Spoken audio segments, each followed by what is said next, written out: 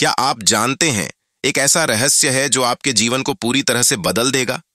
एक ऐसा रहस्य जो आपको शांति, समृद्धि और आनंद से भर देगा। यह रहस्य जुड़ा है हमारी प्राचीन परंपराओं से, हमारी आस्था से और उस शक्ति से जो हमें इस ब्रह्मांड से जोड़ती है। इस रहस्य को जानने के बाद आप कभी भी पहले जैसे नहीं रहेंगे। आप एक नए जीवन की शुरुआत करेंगे, एक ऐसे जीवन की जो अर्थपूर्ण और उद्देश्यपूर्ण होगा।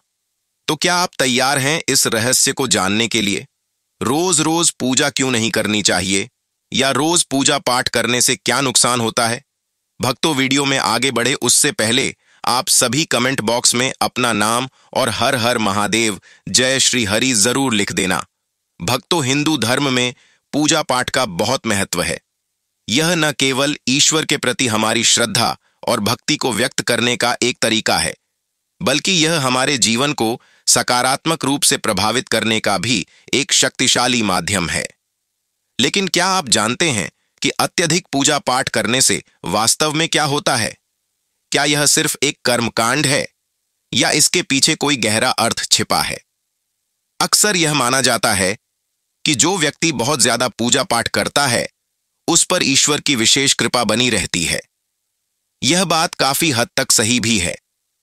जब हम सच्चे मन से ईश्वर की प्रार्थना करते हैं, तो हम एक तरह से उस दिव्य शक्ति से जुड़ जाते हैं जो इस पूरे ब्रह्मांड को चलाती है।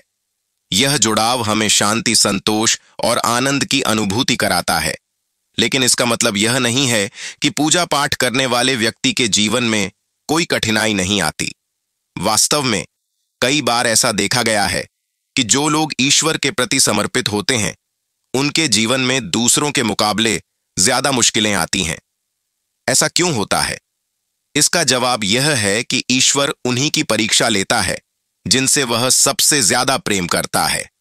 कठिनाइयां हमें मजबूत बनाती हैं, हमें सिखाती हैं और हमें बेहतर इंसान बनाती है। जब हम मुश्किलों का सामना करते हैं, तो हम अपनी क्षमताओं को पहचानते हैं, अपनी कमजोरियों को दूर करते हैं और अपने आप को और ज्यादा विकसित करते हैं। इस तरह पूजा पाठ न केवल हमें ईश्वर के करीब लाता है, बल्कि यह हमारे व्यक्तिगत विकास में भी महत्वपूर्ण भूमिका निभाता है। अब बात करते हैं कि प्रतिदिन किसकी पूजा करनी चाहिए। शास्त्रों के अनुसार हमें पंचदेवों की पूजा करनी चाहिए: सूर्य, गणेश, दुर्गा, शंकर एवं विष्णु। सूर्य को ऊर्जा का स्रोत माना जाता है, गणेश विघ्नहर्ता हैं, दुर्गा शक्ति की देवी हैं, शंकर कल्याणकारी हैं और विष्णु पालनहार हैं। इन पांचों देवताओं की पूजा करने से हमारे जीवन में संतुलन और समृद्धि आती है। लेकिन क्या कभी ऐसा भी होता है जब हमें पूजा पाठ नहीं करना चाहिए? इसका जवाब है हां। गरुड़ पुराण के अनुसार जब किसी परिवार में किसी की मृत्यु हो जाती है, तो उस परिवार को 12 दिनों तक सूतक का पालन करना चाहिए। सूतक एक ऐसी अवधि होती है जब परिवार को अशुद्ध माना जाता है। इस दौरान घर में कोई शुभ कार्य नहीं किया जाता है, जिसमें पूजा पाठ भी शामिल है। सूतक के दौरान घर में किसी पंडित की उपस्थिति में गरुड़ पुराण का पाठ कराना चाहिए। गरुड़ पुराण एक ऐसा ग्रंथ है जो मृत्यु के बाद की स्थिति, आत्मा की यात्रा और मोक्ष के मार्ग के बारे में बताता है। इसका पाठ करने से शोक संतप्त परिवार को शांति और सांत्वना मिलती है। साथ ही उन्हें यह भी पता चलता है कि मृत्यु जीवन का अंत नहीं है, बल्कि एक नया आरंभ है। सूतक के दौरान सात्विक धर्म का पालन करना चाहिए। इसका मतलब है कि हमें सादा भोजन करना चाहिए, झूठ नहीं बोलना चाहिए, क्रोध नहीं करना चाहिए और किसी को दुख नहीं पहुंचाना चाहिए। हमें अपने मन को शांत और शुद्ध रखने की कोशिश करनी चाहिए। अब आप सोच रहे होंगे कि इन सब बातों का आपस में क्या संबंध है। वास्तव में ये सभी बातें एक दूसरे से जुड़ी हुई हैं। पूजा पाठ, ईश्वर की कृपा, कठिनाइयां, पंचदेवों की पूजा और सूतक, ये सभी हमारे जीवन के विभिन्न पहलू हैं। ये हमें सिखाते हैं कि जीवन में संतुलन कितना जरूरी है। हमें न केवल ईश्वर की भक्ति करनी चाहिए, बल्कि अपने कर्तव्यों का भी पालन करना चाहिए।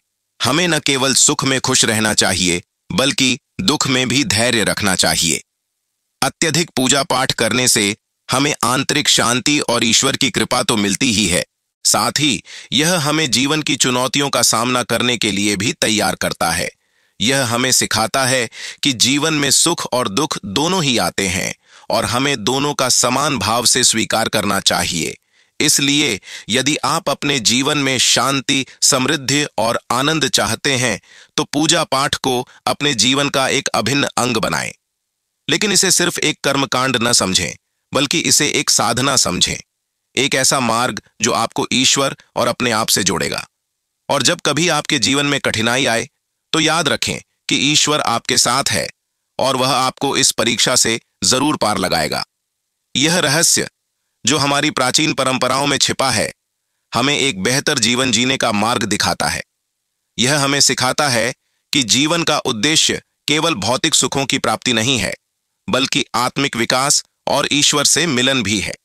और जब हम इस रहस्य को समझ जाते हैं तो हमारा जीवन पूरी तरह से बदल जाता है।